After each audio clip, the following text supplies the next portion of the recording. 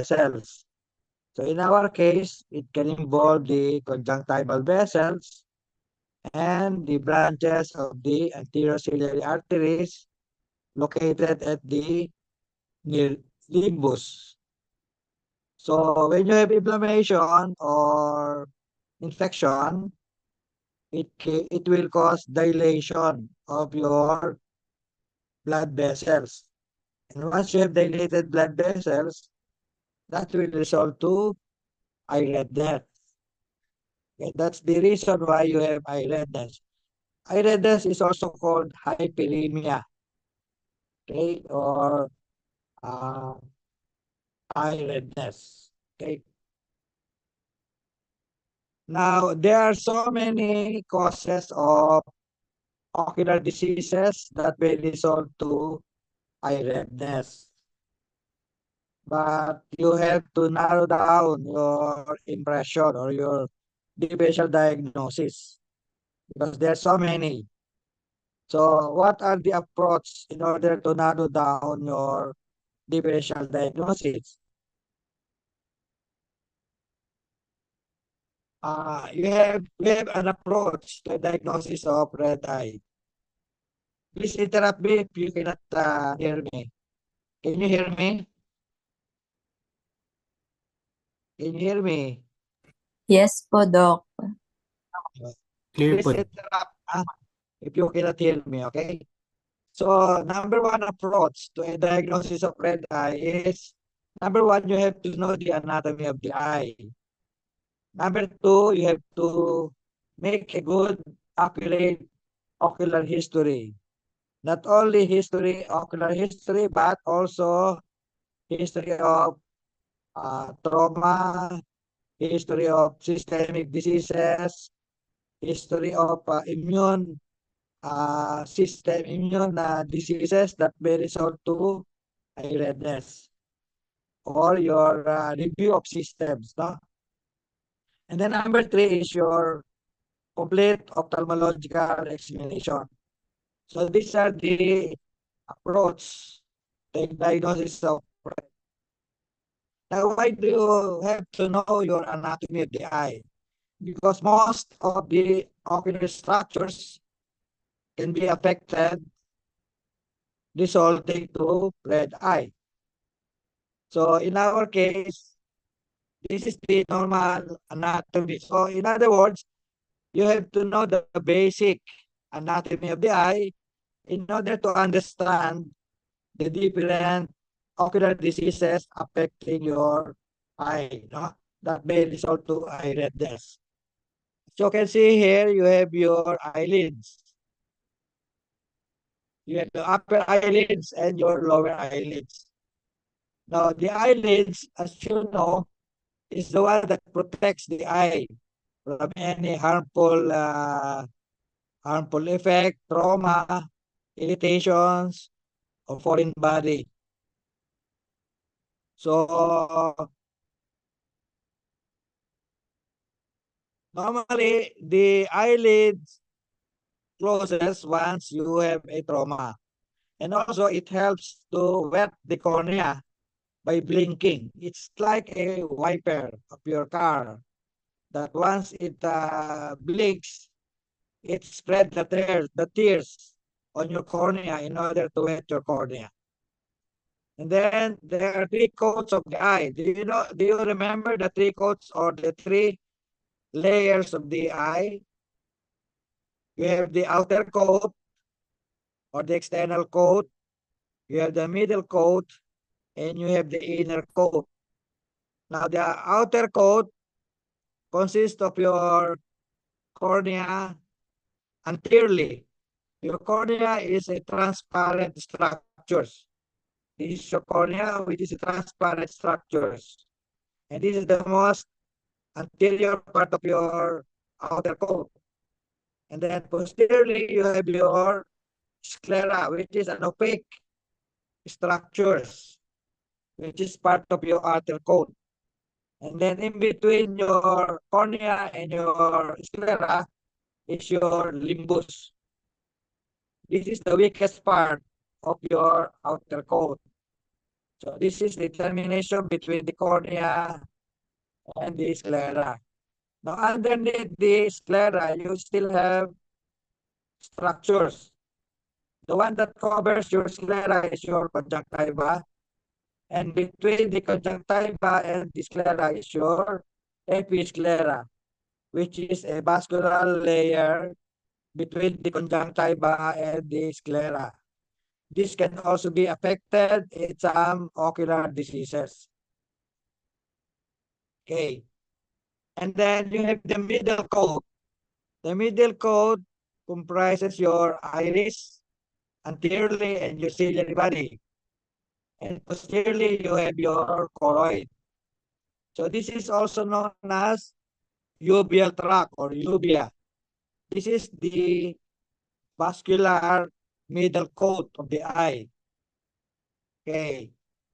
So inflammation of the iris, it can also be affected in any inflammation of the eye. Let's say iris, you can have iritis, and if it involves the ciliary body, you have iridocyclitis. This is what we call as anterior uveitis. You can also have inflammation of the choroid. You call this choroiditis. Once you have choroiditis, it can also involve your vitreous and your retina, and that is what we call posterior uveitis. So how do you differentiate anterior from posterior uveitis? In anterior uveitis, you have eye redness, you have eye pain, blurring of vision. While in posterior uveitis, involving the choroid, you don't have any eye redness, but you have blurring of vision, but you don't have any pain. Now, if you have involvement of the both anterior and posterior uveitis, this is called panuveitis. Okay? And then the inner coat of the eye is your retina, which is a transparent structures. Okay? And then you have your anterior chamber. The anterior chamber normally should be deep from the corneal endothelium up to the pupil. The normal diameter should be 3 millimeters. Okay, and you have a 45-degree angle. Okay, that is a deep anterior chamber. But sometimes you may have a patient who were born with a narrow angle, especially if the patient is Asian, because in Asian eye, you have a small eye, or if you are a female are prone to develop angular closure glaucoma. So to start with, they have a narrow angle. As I said, the normal anterior chamber angle is about 45 degrees, but in some patients, they have a narrow angle to about 20 degrees. So these patients are prone to develop angular closure glaucoma. So you have to take note of the depth of the anterior chamber. And then inside the anterior chamber, you have fluid. You call it an aqueous, which comes from your ciliary body. And then this is your posterior chamber. And then your aqueous goes to your potential space between the iris and the lens. And then it goes to the pupil, to the anterior chamber, and to the trabecular meshwork, and to the aqueous vein to maintain the eye pressure. The normal eye pressure is about 10 to 21 millimeters mercury. In some cases, when you have a closed angle, your eye pressure may rise up to 50 or more than 50 millimeters mercury. And that will result to eye pain, eye redness, blurring of vision. And this is what we term as acute angular closure glaucoma. Okay. So that is why very important to know your basic anatomy, because most of these eye structures can be involved that may result to eye redness. Okay, let's go to your eyelid disorders. Eyelid disorders can be due to infection, to eyelid malposition, or eyelid retraction. Under infection, you have hordeolum. What is hordeolum? Hordeolum is an infection. There are two types. You have your internal hordeolum and external hordeolum. Internal hordeolum actually is an infection involving your meibomian glands, while your external hordeolum is an infection involving your gland of Zeiss and Moll. Usually, it affects your eyelid, no? Your follicles, your eyelid follicles, your hair, eyelashes follicles. And this is what we term in layman's term as stye, or sa Tagalog, kuliti, no? Okay, and then you have your blepharitis. Blepharitis is an infection involving your eyelid margin. And then you have your preseptal cellulitis and your periorbital cellulitis. Preseptal cellulitis is an infection involving the before the orbital septum, no? It does not penetrate your orbital septum. That's why it's not that serious. So usually this is due to infection like your hordeolum, or it can be due to eyelid trauma, or sometimes it may be due to a insect bites. So that may cause swelling of your eyelids. Okay, while periorbital cellulitis is a more serious cause of infection of the eyelids, because it can penetrate up to the orbital septum, and that will lead to blurring of vision, frozen eye, and you need to hospitalize this patient in order to give an intravenous antibiotics. So periorbital cellulitis is more serious than your preseptal cellulitis. Then you have your eyelid position. You have your entropion and your ectropion. Your entropion is an inward turning of your lid margin, while ectropion is outward turning of your lid margin. Then you have your eyelid retraction, or we call this lagophthalmos. When you say lagophthalmos, there's inability of the eyelid to close. And you see this in cases of thyroid eye disease or Graves' ophthalmopathy, wherein because of a swelling in the orbit behind the eyeball, it can cause proptosis, and that can lead to a eyelid retraction. Also, when you have a facial nerve paralysis, we call it Bell's palsy, because facial nerve innervates your orbicularis ocular muscles, and this orbicularis ocular muscles is responsible for closing the eyes. Once you have paralysis, you cannot close the eye, and that can lead to eyelid retraction. And I will I will give you a picture later on. No? So this is a case of hordeolum. No? This is internal hordeolum. As I said, you have infection involving your meibomian glands. In internal. In external, you have infection involving the size of mold. Okay? We call it stye. So this will lead also to conjunctival infection leading to eye redness. Then you have blepharitis. Blepharitis is inflammation or infection involving the eyelid margin. It's usually due to staphylococcal infections.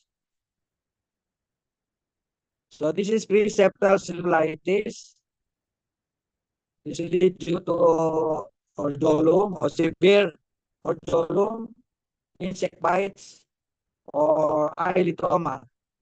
So this is not so serious as in periorbital cellulitis. This is a periorbital cellulitis, severe swelling involving the orbital contents that can lead to a frozen eye. This one can lead to blindness if not treated early. So this is lid malposition. We have your entropia, inward turning of the lid margin. So if you notice this eyelashes, which goes inward, can cause irritation of your conjunctiva and your cornea.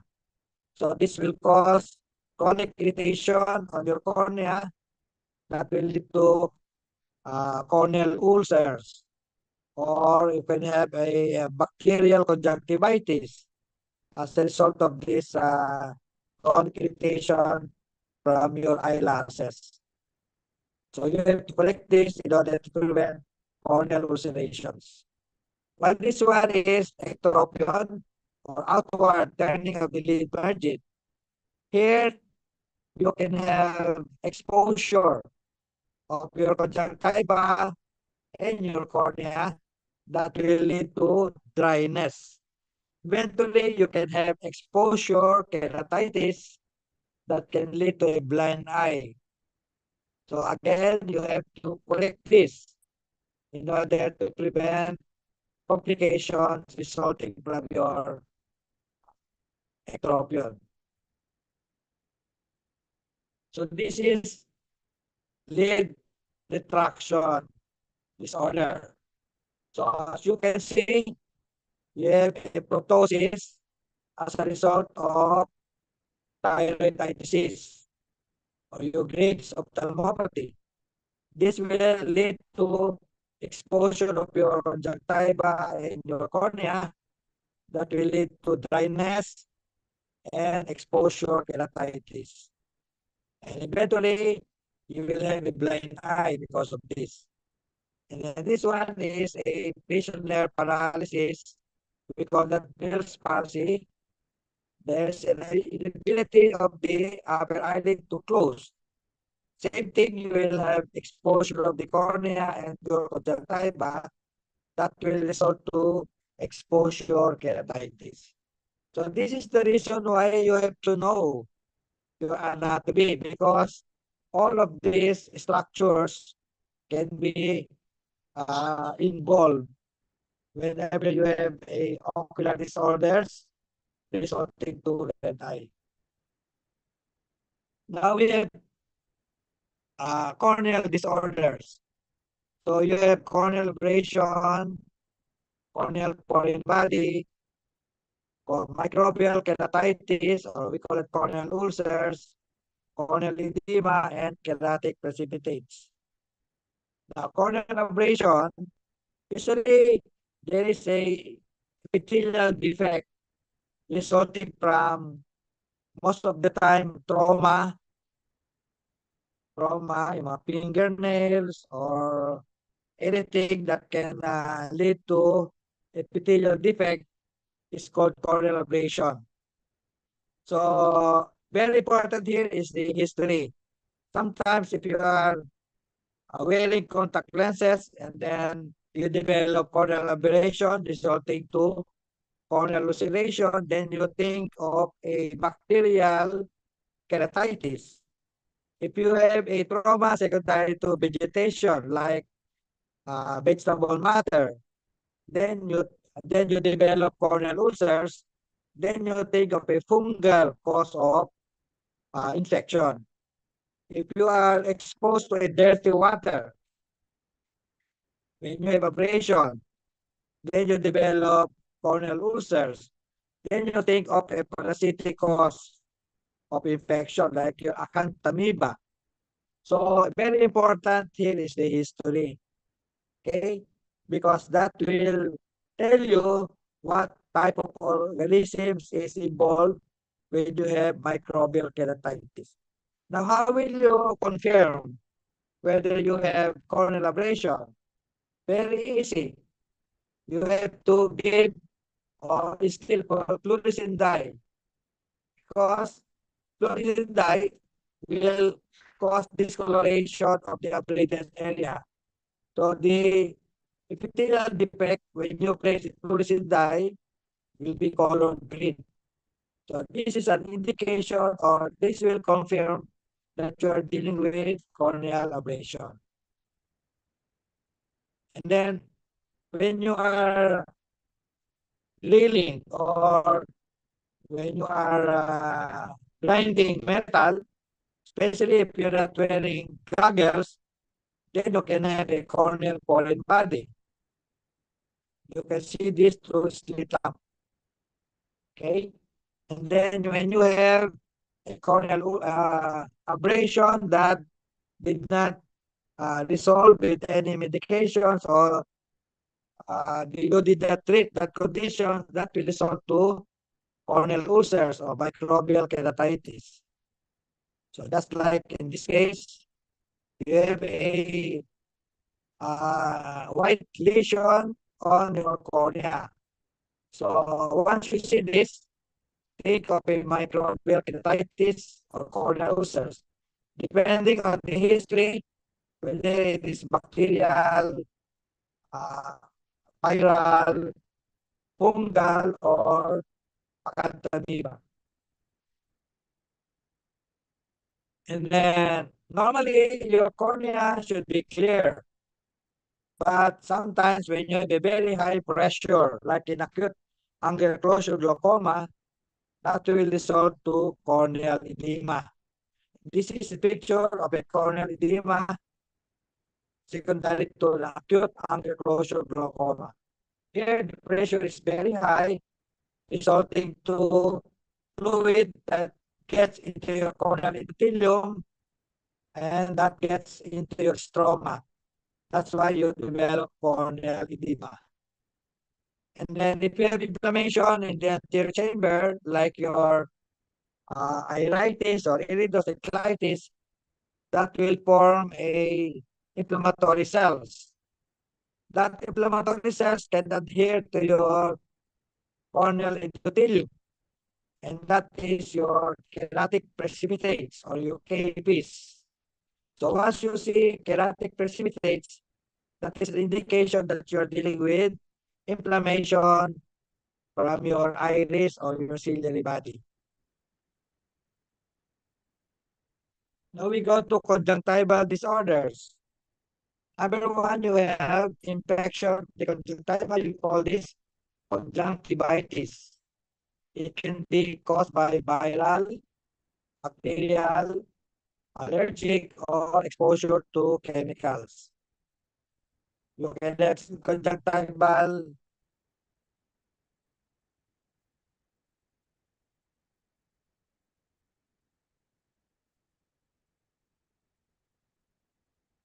Wala.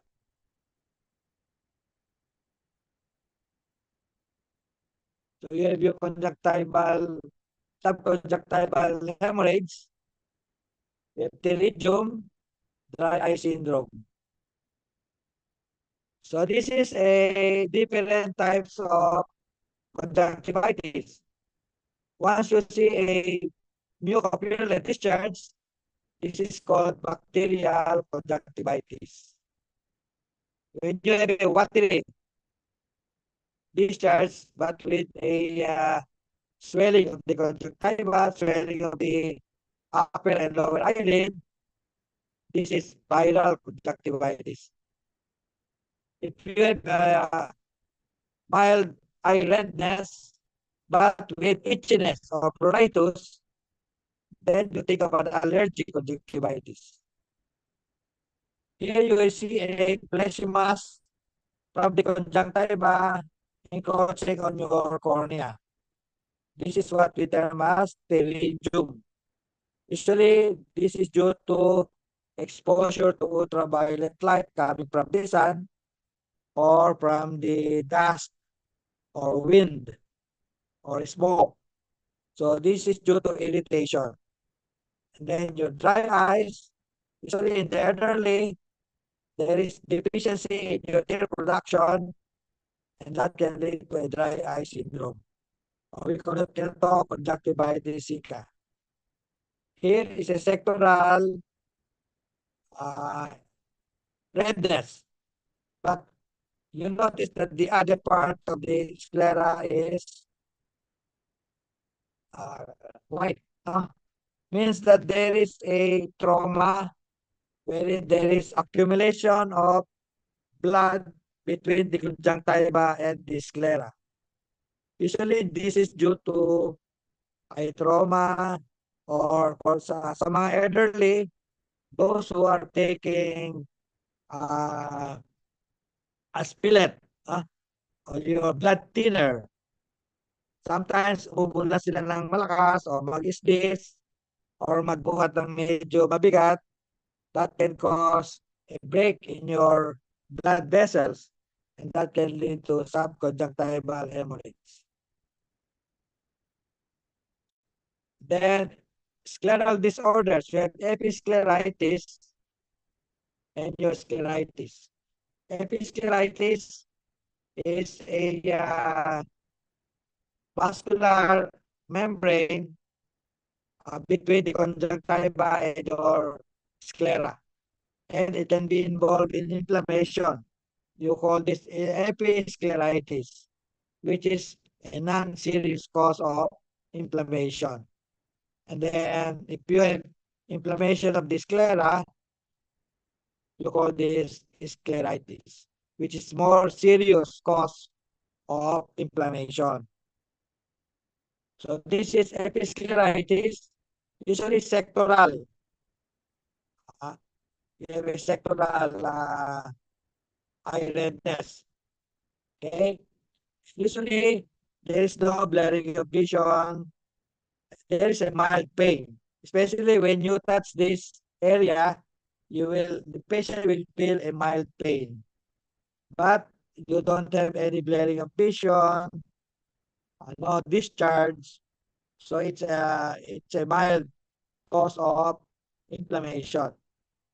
While scleritis, it's a more serious cause of inflammation involving the sclera.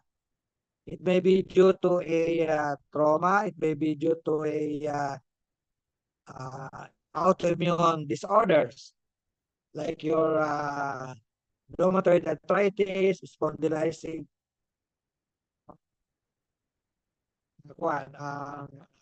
sarcoidosis. So any immune disease can cause this scleritis. So this is more serious because in scleritis, it can affect your vision, you have eye pain, and no discharge, only watery discharge. But there is vision involvement and there is eye pain. In the anterior chamber, you have inflammation involving the iris and the ciliary body. You call that iridocyclitis or anterior uveitis. Then you have your acute angle closure glaucoma. So this is a picture showing you anterior uveitis.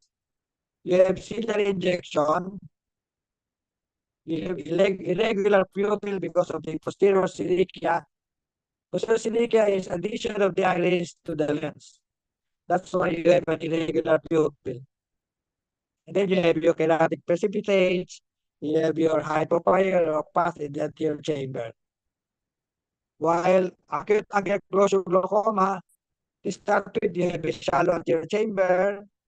Because of a very high pressure, you have corneal edema, a mid-dilated, non-reactive pupil. And you have a ciliary injection. So, as you notice, all of your eye structures can be involved in any ocular disorders that will result to eye redness. That's why it's very important to know the anatomy. Now, another approach to the diagnosis of eye redness is, aside from, of course, the anatomy, is the history. Important here is the time of onset. Acute ba yan o gradual? Usually acute, usually infection like your conjunctivitis. Pagka gradual yan, usually uveitis, scleritis. And then is it unilateral or bilateral? Sometimes like your anterior uveitis, your viral conjunctivitis, it may start as unilateral and then later on it becomes bilateral. Is there associated pain or not? Very important. Is there blurring of vision? Is there photophobia? Is there itchiness or pruritus? Is there a eye discharge? When you have eye discharge, you have to take note if it is watery, serous, or mucopurulent. Do you have a foreign body sensation? Positive history of eye trauma? Positive history of contact lens wear? This is very important on your history. Also, history of immune systemic diseases like diabetes, this immunosuppressive uh, immuno disease, no?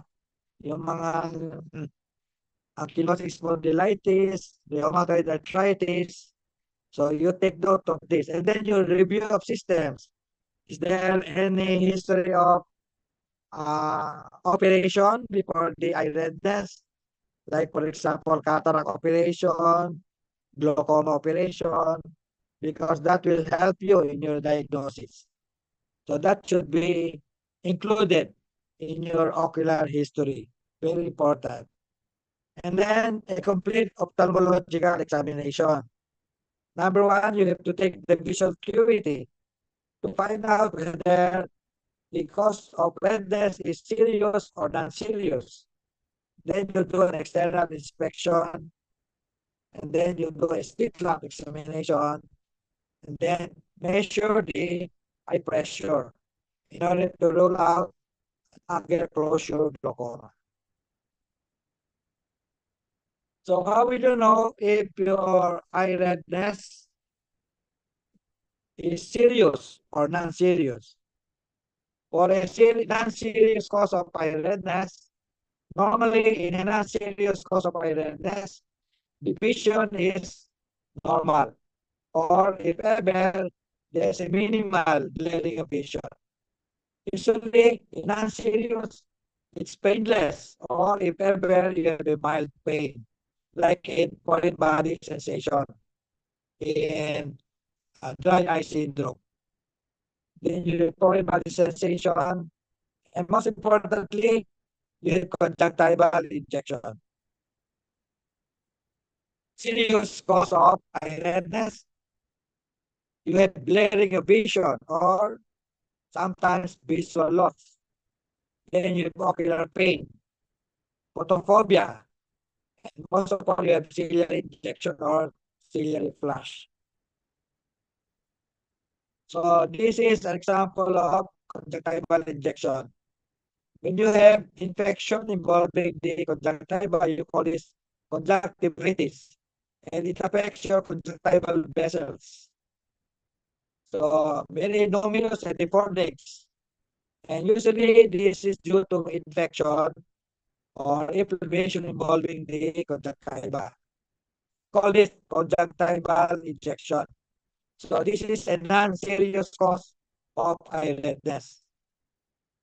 While this one, when you have infection involving the iris, ciliary body, or when you have acute angle closure glaucoma, or if you have a microbial keratitis, it can cause dilation of your branches of the anterior ciliary arteries, which is prominent at the libus and fades towards the cortex. This is what we term as ciliary injection or ciliary flush. Once you see this indicates that you have a serious cause of eye redness. So that's the difference between a conjunctival injection and a ciliary injection. So what are the symptoms associated with red eye? Because when you present with red eye, it's very hard to diagnose if you don't have these symptoms. That's why, aside from eye redness, you have to get symptoms associated with red eye. And what are the symptoms? As I discussed earlier, if you take note of your blurring of vision, your eye pain, your eye discharge, which can be watery, purulent, photophobia. Photophobia is sensitivity to light stimulation. This is usually secondary to irritation of your iris and your ciliary body. So most of the time, this is due to inflammation of the iris and ciliary body in anterior uveitis. Then itchiness or pruritus is a prominent signs of allergic conjunctivitis.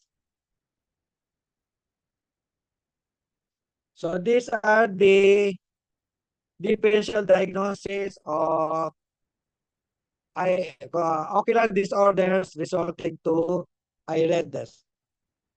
So number one is conjunctivitis. It can be infectious, non-infectious. Under infectious, it can be bacterial or viral. Under infectious, it can be allergic, dry eye, exposure to chemical, contact lens wear, conjunctival neoplasm, foreign body. In uveal tract, you have anterior uveitis or iridocyclitis.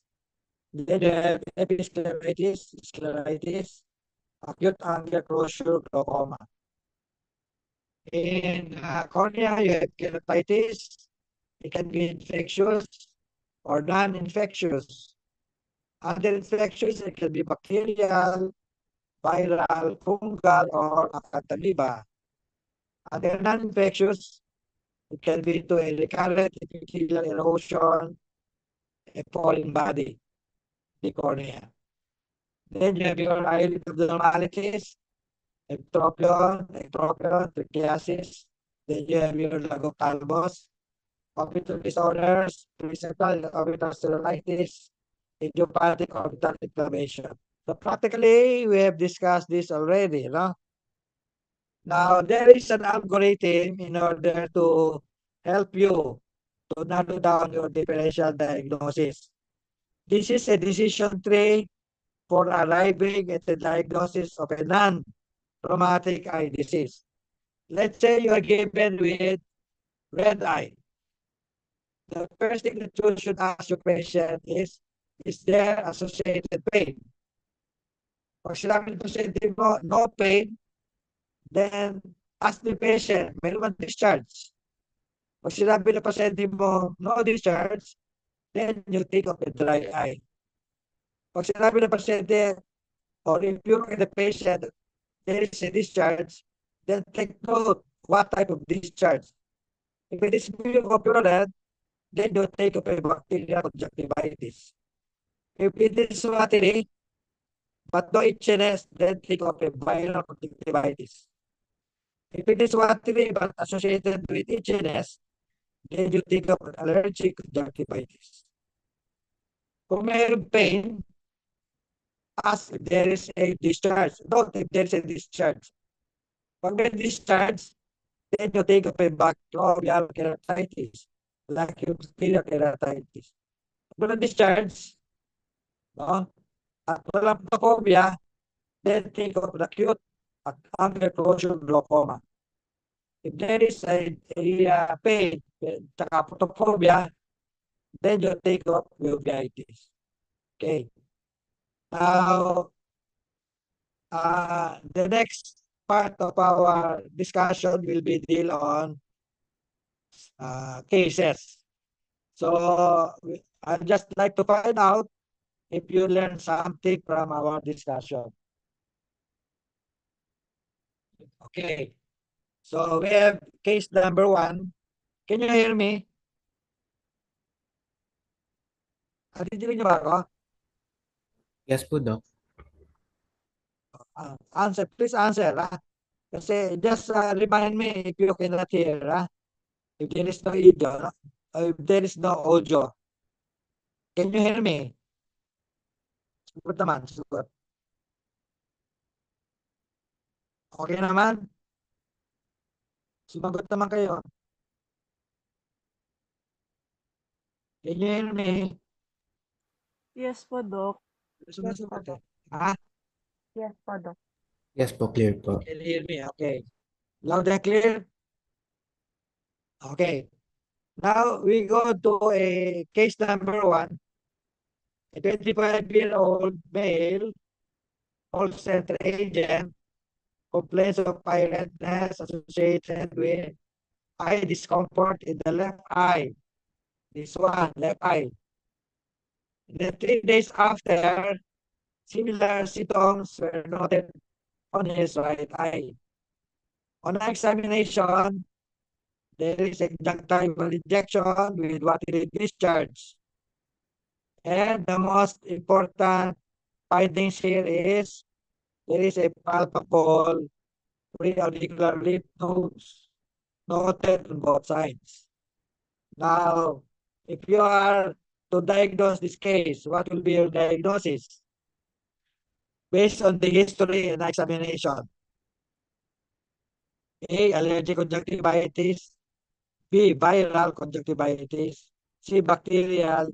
D. Chemical. If your answer is B, you are right. It's not allergic conjunctivitis. Why? Because there is no pruritus or itchiness. Why not bacterial? Because there is no mucopurulent discharge. Why not chemical? Because there is no history of exposure to chemicals. No? So the most tentative diagnosis here is, of course, conjunctivitis. Viral conjunctivitis. So viral conjunctivitis is also known as sore eyes. It can be unilateral, just like in our patient, then become bilateral after a few days. The onset is usually 2 to 4 weeks.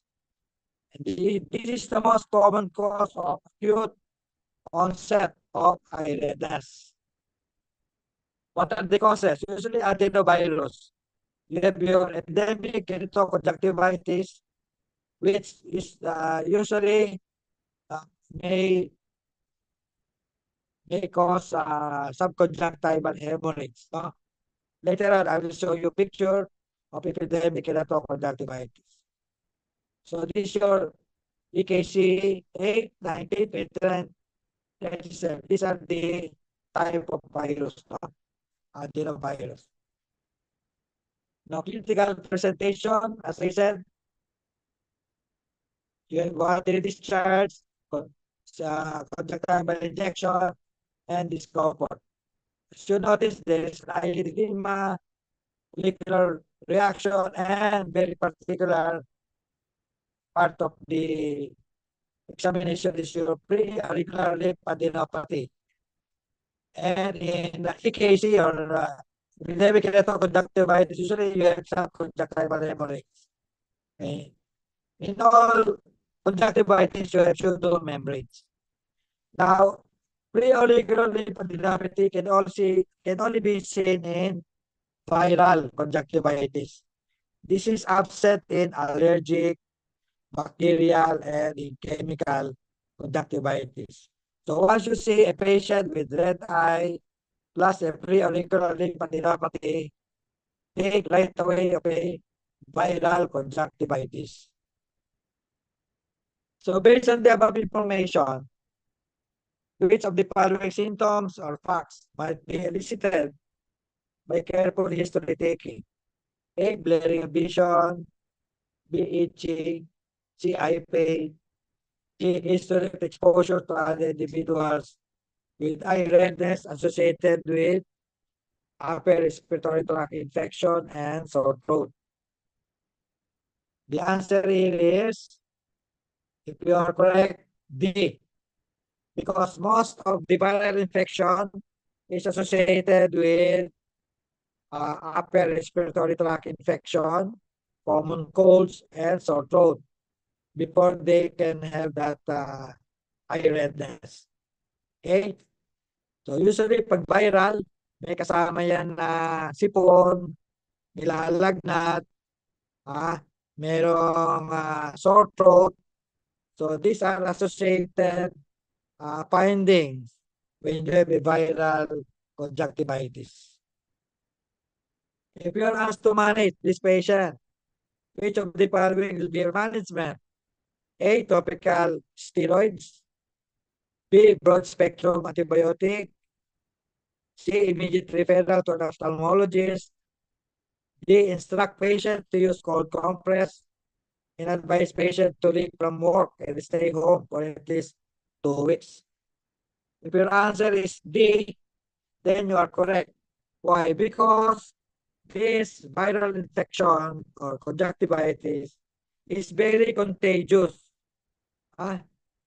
You have to prevent the spread of this infection by asking the patient to go home or leave from work or from school in order to not to spread the infection, because these are very contagious.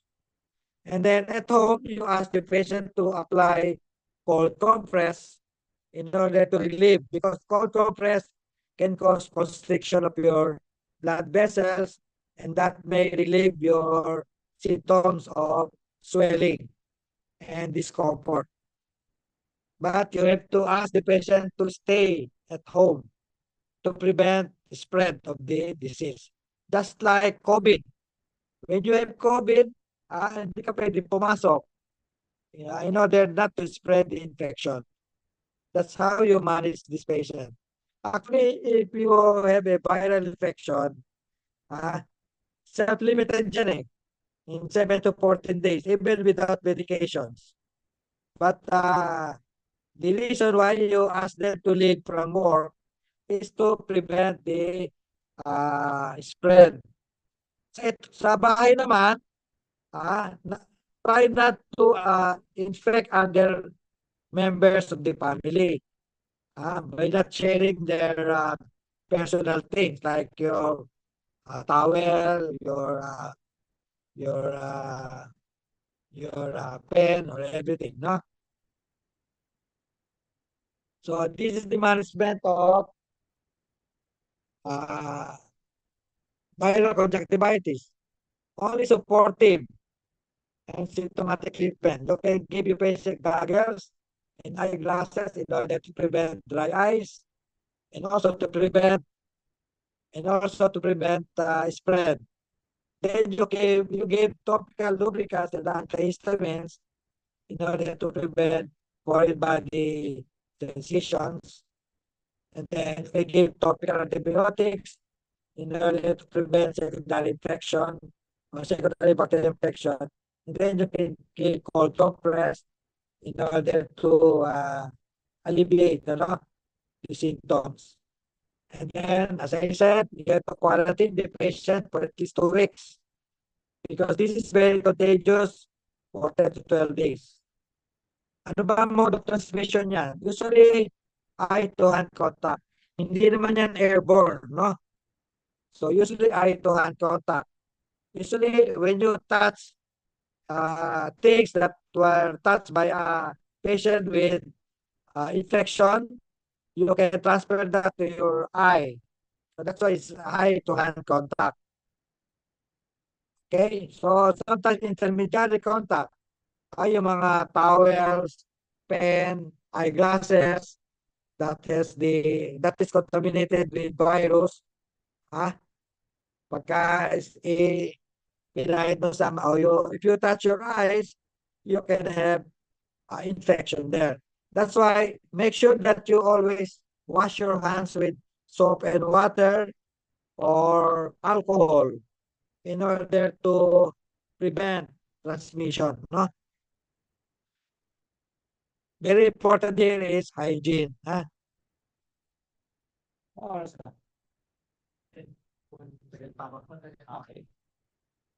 So this is another case. A 55-year-old Filipina suddenly complained of severe eye pain in her right eye after watching Netflix for 4 hours in a dark room. Patient also complained of eye redness, blurry of vision, and halos around the light. She also complained of right total headache with nausea and vomiting. You notice that the left eye is a clear cornea, no eye redness. But the right eye, you have ciliary injection, corneal edema, and immediate pupil. Now, meron bang importance yung pagka-Pilipina niya at saka yung kanyang year old, yung age niya, at saka yung watching Netflix for 4 hours in the dark room? Meron ba yan na contribution to our diagnosis? I will find out later. Ha? So what is the most likely diagnosis? A. Acute arteriovenitis. B. Microbial keratitis. C. Acute angle closure glaucoma. D. Scleritis. If your answer is C, you are correct. So from the above information, what would you expect if your findings, if your diagnosis is an acute angle closure glaucoma? A. Ciliary injection, clear cornea. D. Anterior chamber is both pupil, presence of erratic precipitates, silica, and hypopion. B. Ciliary injection, corneal ulcer, corneal edema, deep anterior chamber, hypopion. C. Ciliary injection, corneal edema, shallow anterior chamber, mid-dilated pupil, non-reactive pupil. C. Diffuse eye redness, clear cornea, deep anterior chamber, pupils normal, and basically reactive to light. If you have an acute angle closure glaucoma, what will be your expected eye findings? Ito una, pag meron kang ciliary injection with erratic precipitates, then take off anterior uveitis, especially when you have posterior silica and hypopion. Dito naman, may ciliary injection ka, may corneal ulcer, then take off microbial keratitis. Dito naman, diffuse eye redness, clear cornea, then you take off scleritis. So this is the only finding that is expected on acute angle closure glaucoma. The ciliary injection, corneal edema, shallow anterior chamber, mid-dilated pupil, non-reactive to light. Yan. So normally, this is the aqueous outflow. The aqueous usually come from your or produced by your ciliary body, and it goes to the posterior chamber and the potential space between the iris and the lens, then to the pupil, to the anterior chamber, and then to the trabecular meshwork, to the aqueous vein. So this is the normal aqueous circulation. And the normal eye pressure is 10 millimeters to 20 millimeters mercury. So in open angle glaucoma, you have a deep chamber, a normal flow, but they cannot enter your trabecular meshwork because there is a resistance here, because there is a defect in your trabecular meshwork. So you are born with a defect in the trabecular meshwork. So the pressure may be rise to about more than 21, about 22 to 30, but not enough to cause eye pain and eye redness. Okay. Now, how about in angle closure glaucoma? To start with, they have a narrow angle. And in Asian, usually Asian has a small eye. That's why they have a narrow angle, around 20 degrees angle. And ang ating pasyente Pilipina, which is an Asian, no? And also the age. Usually, pag dumating ka sa age na 50 plus, you are now prone to develop an angle closure attack. Plus, history of exposure. Nanood yung pasyente natin ng Netflix for 4 hours. What happens if you are in the dark room for 4 hours? Usually, the pupil dilates. And when the pupil dilates, what happens? It can cause closure of the angle. And that trigger your closure, or your angle closure glaucoma. The narrow angle plus the age of the patient plus history of exposure to dark light, dark room for 4 hours. So what happens? You have a continuous production of aqueous in the ciliary body, but they cannot pass through the potential space between the iris and the lens. And you call this pupillary block. So what happens now? It cannot pass, the aqueous cannot pass here. You have continuous production of aqueous here, and that will cause increased pressure in the posterior chamber, closing your angle. Okay? That's the reason why you have the angle closure glaucoma. If your all the angle are closed, no exit of aqueous, what will happen? You have a very high pressure. And that is the one that is causing eye pain, blurring of vision, headache. So that's the reason why you have these symptoms. So these are the symptoms of acute angle closure glaucoma. You have pain and headache. Because of a very high pressure, it can affect your frontal nerve, and that can lead to frontal headache. Then you have your ocular pain because of a very high pressure. Why nausea and vomiting? Because when you have a very high pressure, it can also affect your vagal nerve. So your vagal nerve can initiate nausea and vomiting. And then you have your ciliary injection, phobia, you have your corneal edema, that will lead to a halos around the light, and that will cause reduced vision. Okay. Now, sometimes when this patient goes to the emergency room, pag hindi mo alam i-diagnose ang angle closure glaucoma, this will mimic kasi yung brain problem.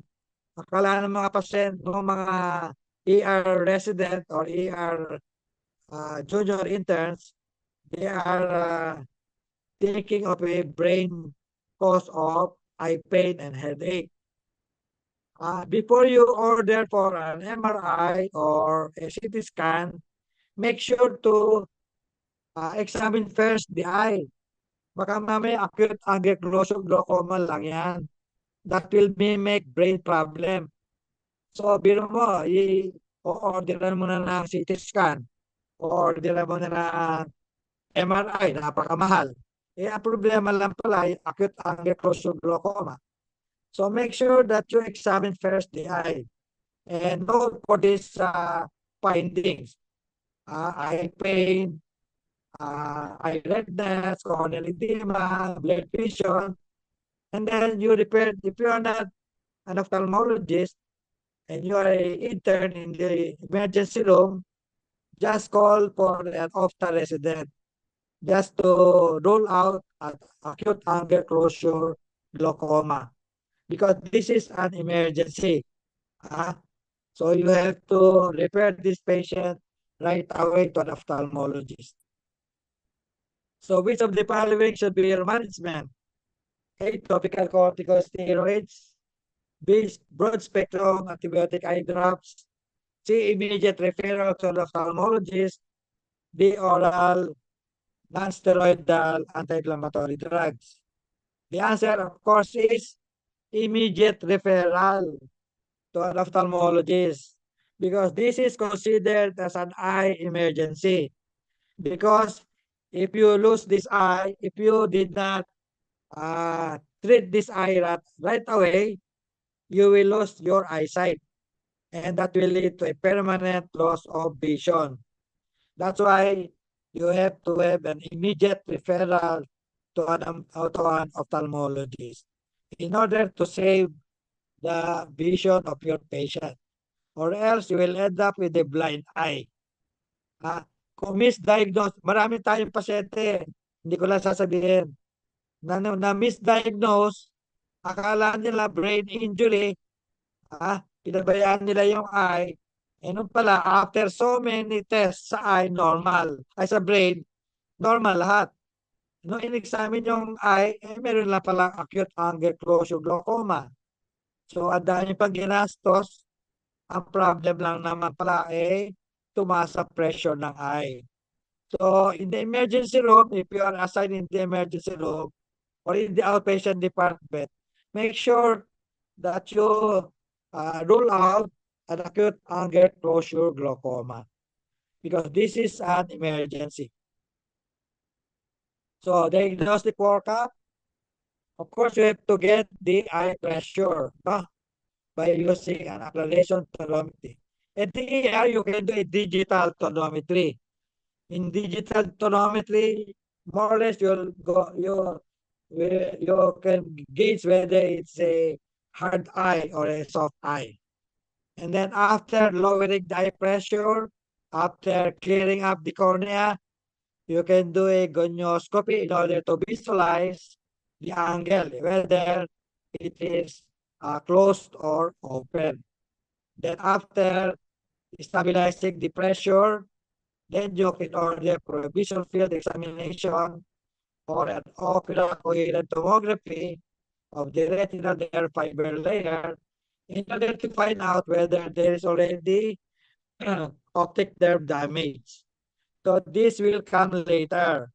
But the most important workup here is to do applanation tonometry in order to find out whether there is a very high intraocular pressure. The treatment here is, of course, medical muna.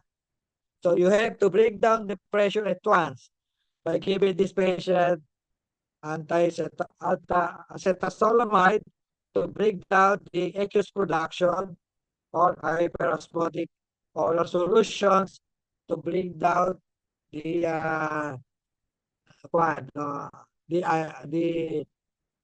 aqueous production also, and the volume of the eye. Then you can give anti-glaucoma medications. Your tibolol is your beta blocker that will also prevent or that will also prevent aqueous production or minimize aqueous production. As well as your brimonidine, your alpha blocker will also help in decreasing your aqueous production. And then later on, once the eye is stabilized, you can do a definitive treatment. You can do a laser iridotomy or a surgical iridotomy in the absence of laser machine. So, ano ba yung laser iridotomy? Yung laser iridotomy, you create a small hole in the iris to improve flow of aqueous humor into the drainage angle. So this is your iridotomy at the peripheral iris. You do a YAG laser. So you create a hole there so that the aqueous, instead of passing here, will now go directly into your chamber angle. Okay, this is a hole in the peripheral iris. And this is a definitive treatment.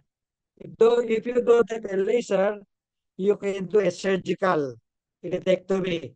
You make a small incision on the cornea and then pull the iris and then cut the iris. That is peripheral iridectomy. That will permanently treat or reduce your eye pressure. Another case is a 25-year-old female consulted the OPD due to eye redness associated with moderate eye pain, blurring of vision, and purulent discharge in the right eye. No consult done after 3 days, she noticed a white spot on the center of the cornea with a mucopurulent discharge and hypopyon. Upon history taking, she has a history of prolonged use of contact lens on her right eye. So what will be your diagnosis? A. Acute arteriouveitis.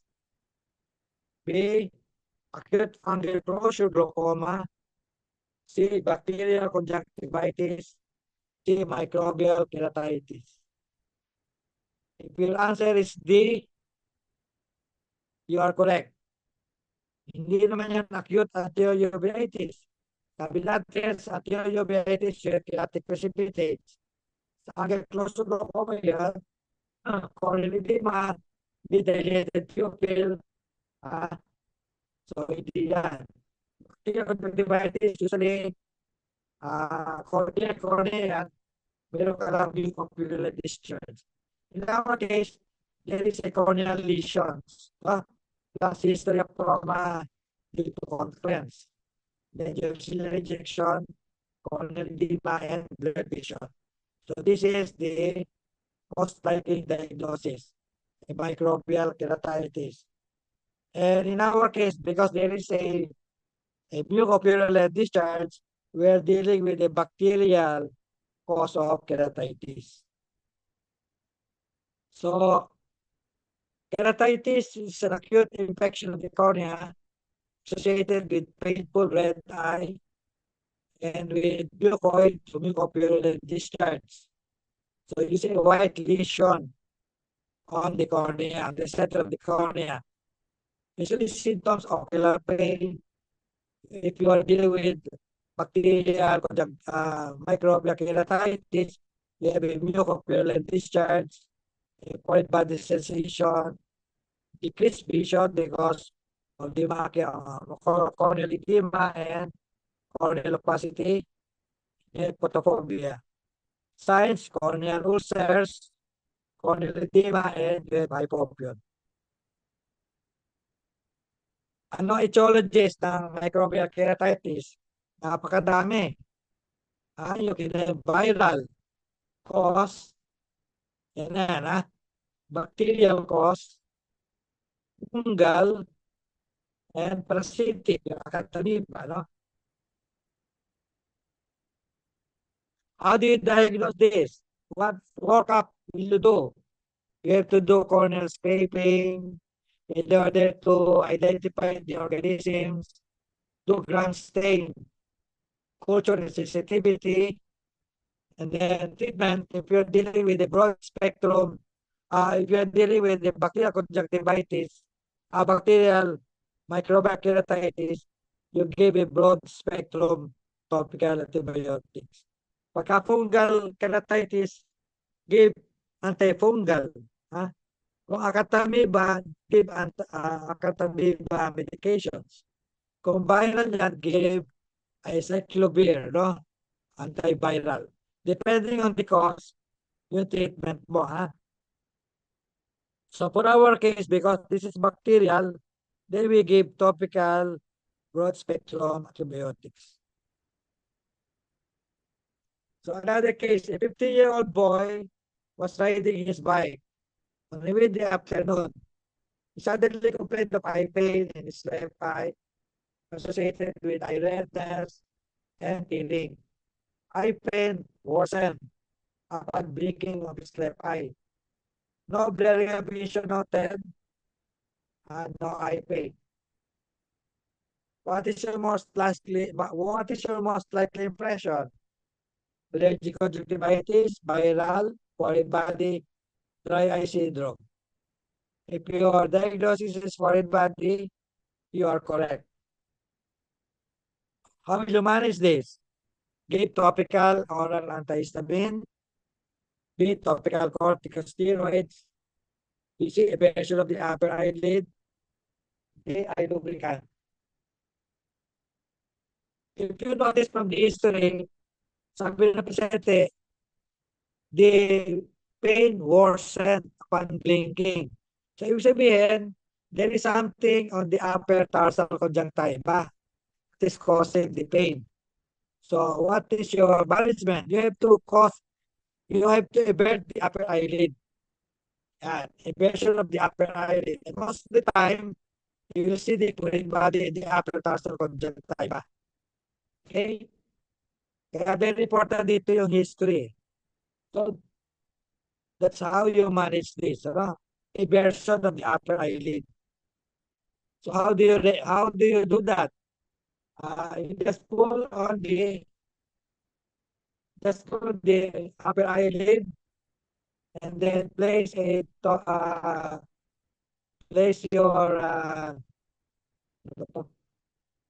yung stick, no? Swab stick, and then invert. And then you see the foreign body there. You just remove that with cotton buds. And then dramatically, your pain will be gone. So you don't have to you can give antibiotics if there is already a secondary infection. Most of the time, if recently lang, you don't have to give anything. So case number 5, elderly woman came in for chronic eye redness of both eyes. There was no eye pain, but felt some mild foreign body sensation on both eyes. On eye examination, there was a mild conjunctival injection, no discharge, no blurry vision on both eyes. No conjunctival injection, meaning we are not dealing with a serious eye problem, no? In an elderly, ano bang meron sa elderly? Decrease na yung kanilang tears production. That's why ang answer dito ay dry eye syndrome, no? Okay. So dry eyes, or we call that keratoconjunctivitis is a common ophthalmic condition seen among elderly. Usually, this results from tear deficiency or dysfunction. Usually, silent symptoms, sandy, guilty sensation, slight eye redness, eye fatigue, worse with weight and dry eyes. No blurry vision, no eye redness, no eye pain, no. Diagnostic, you have to do a tear breakup time, no? Usually more than 10 seconds. And then you see Schmear test, Schirmer's test, no? The treatment, give artificial tears. Then for severe cases, you can occlude your punctum in order to avoid drainage of your aqueous to your punctum. So you do a punctal occlusion for severe case of dry eyes. Another case is a 35-year-old male who present with eye redness associated with eye pain, blurry of vision, and photophobia. He was being treated for ankylosing spondylitis. This is the picture showing you a ciliary injection, a small pupil with posterior and you have hypopyon, and being treated for ankylosing spondylitis. What will be your diagnosis? Your diagnosis is acute anterior uveitis. Hindi siya closure, hindi siya posterior. Kasi sa posterior, you don't have any eye redness, only blurring of vision. Hindi naman sa conjunctivitis. Kasi meron siya corneal problem, may hypopyon, which is absent in viral conjunctivitis.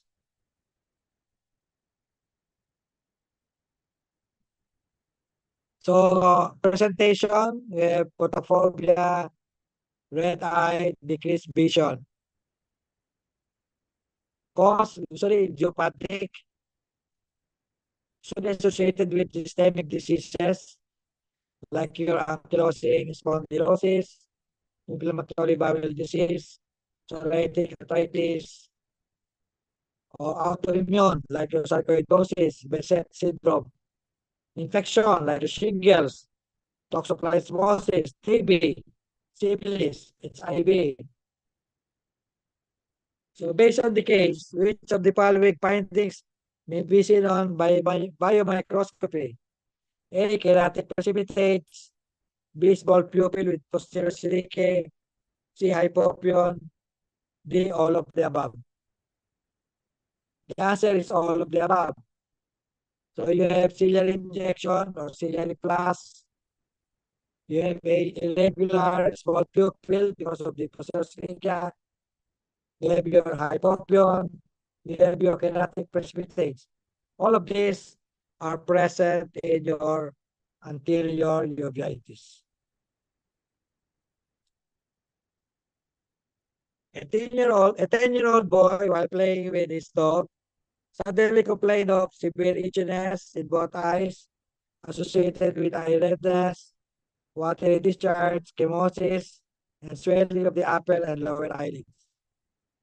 You notice there is a mild conjunctival injection and mild lid edema.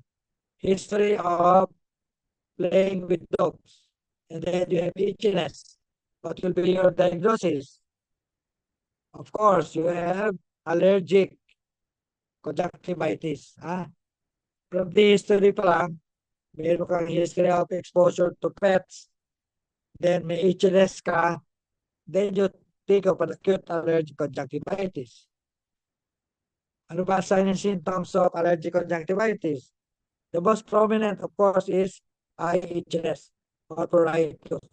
In a mild conjunctival injection, watery or stingy discharge, pale papillary reaction, the upper pulmonary conjunctiva, and we have a normal vision.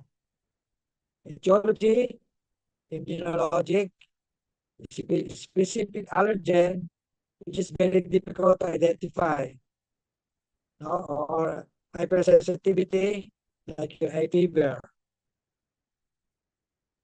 Diagnostic workup, adequate history, as I said, very important.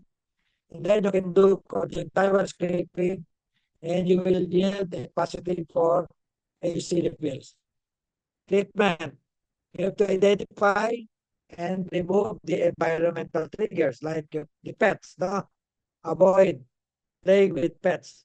Then you give cold compress, mast cell stabilizers, antihistamine eye drops, topical steroids for severe cases, and you can give an oral antihistamines.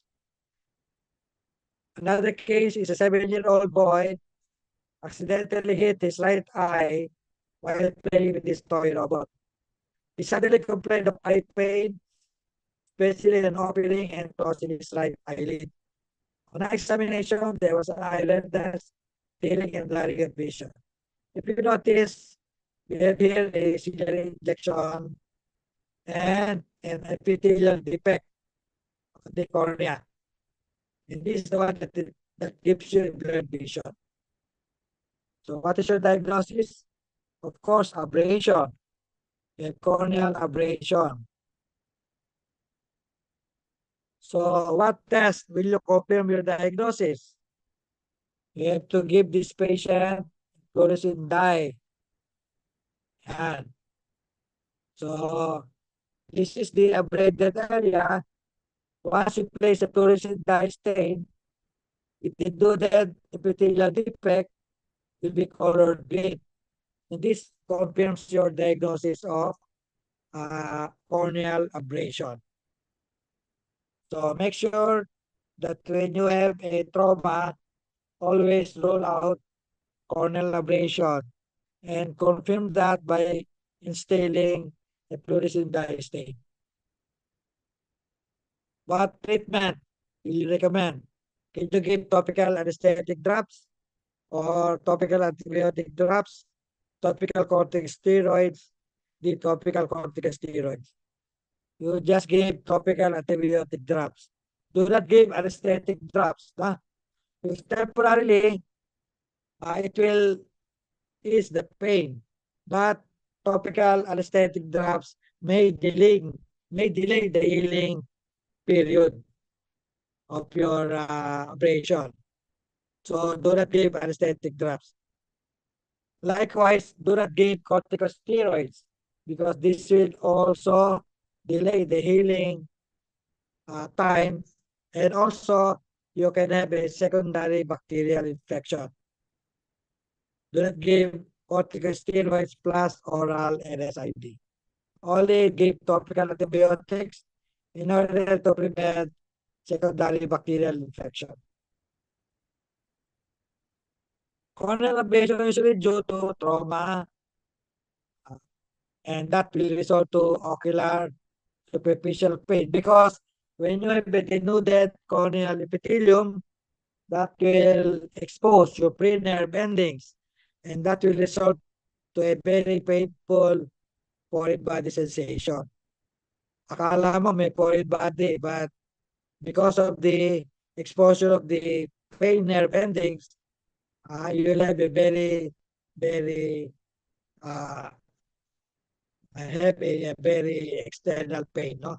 Or superficial type of pain, like a foreign body sensation. Then aside from that, you have tearing, and usually confirm your diagnosis with fluorescein dye. So we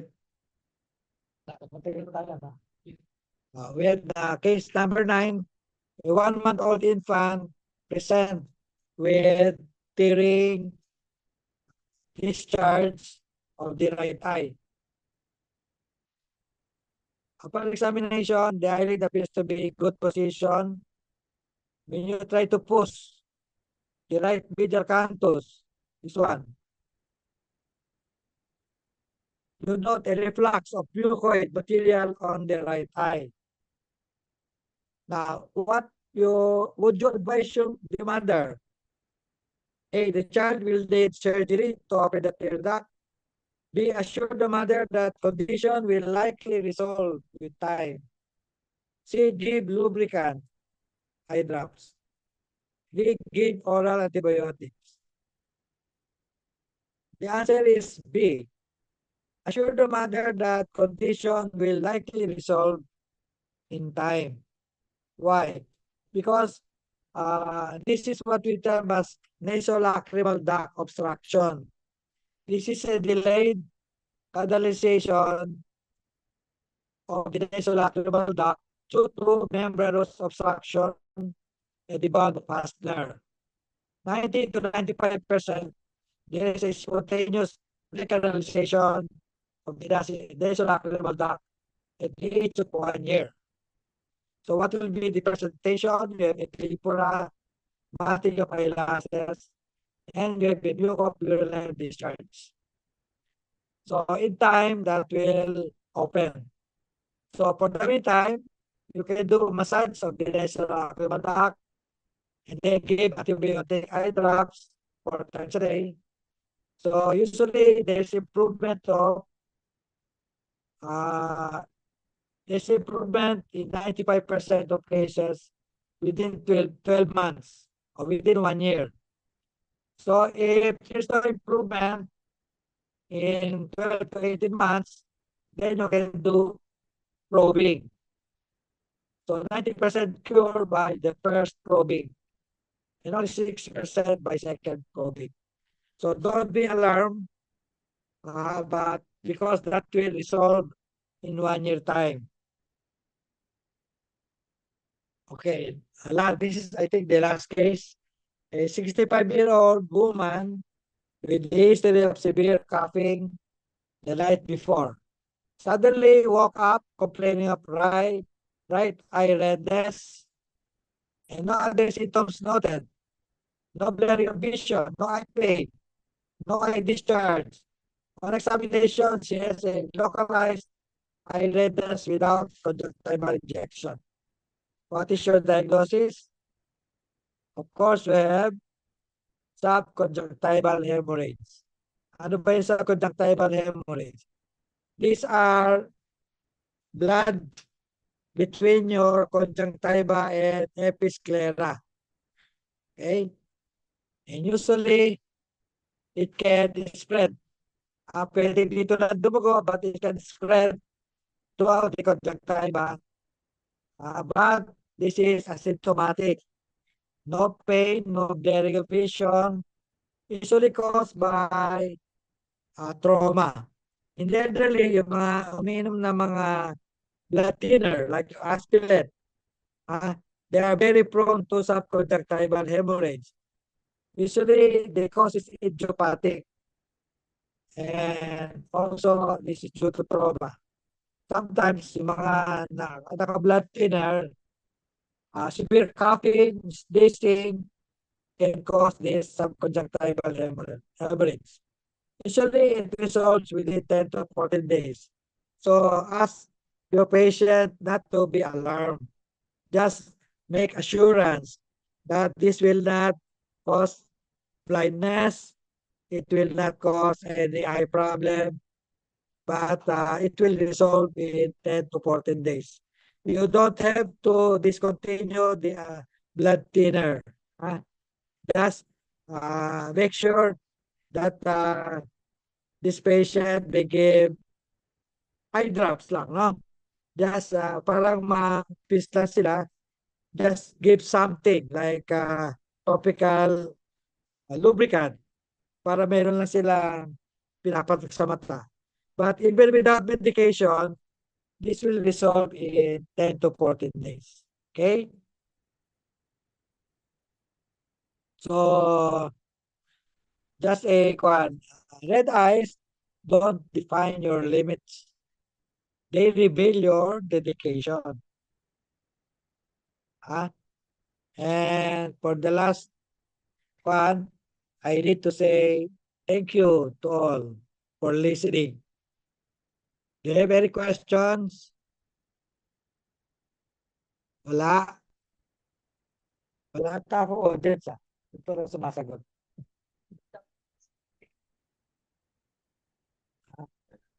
Ito lang sumasagot. Dami, sir. May chat po, sir. 99. Ay, 99. Kasi. Ito lang sumasagot kung okay sila. Unmute na lang kayo. Naka-unmute ba ako? Opo, yung mga students. Naka-unmute sila. Stop share mo na Mag-unmute tayo, na lang sir. sila, sir. Mag-unmute ka. Yes. Gaganda pala ng mga estudyante ko eh. Do you have any questions? Webcam tayo, sir. Sige. Sige, No questions please turn pa, on your camera. Please turn on your camera. Did you learn from my lecture? Did you learn? Hindi. Natutulog ata kayo eh. All of these lectures will come out in the exam. If you are listening to my lecture, you will be getting 100%.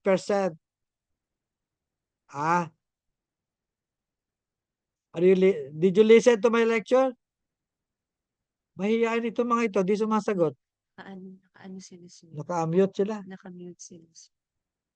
Ayan. Nilalagay lang nila, sir, yung ano nila, pangalan nila. Sige.